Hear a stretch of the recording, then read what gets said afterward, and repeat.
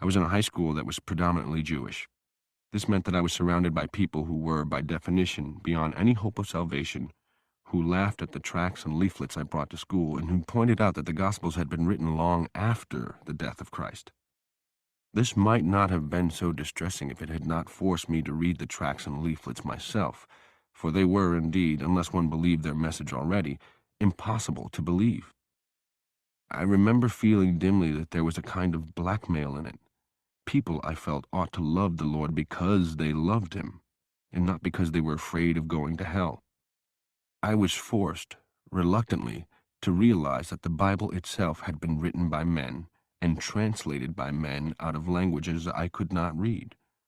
And I was already, without quite admitting it to myself, terribly involved with the effort of putting words on paper.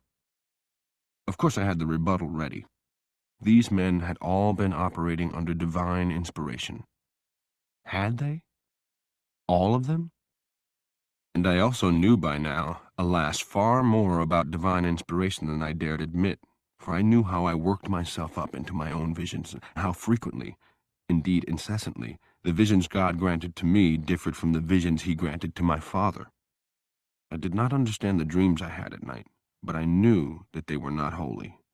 For that matter, I knew that my waking hours were far from holy. I spent most of my time in a state of repentance for things I had vividly desired to do but had not done. The fact that I was dealing with Jews brought the whole question of color, which I had been desperately avoiding, into the terrified center of my mind. I realized that the Bible had been written by white men.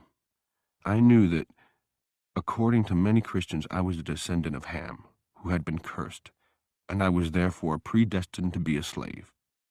This had nothing to do with anything I was, or contained, or could become. My fate had been sealed forever, from the beginning of time. And it seemed, indeed, when one looked out over Christendom, that this was what Christendom effectively believed. It was certainly the way it behaved.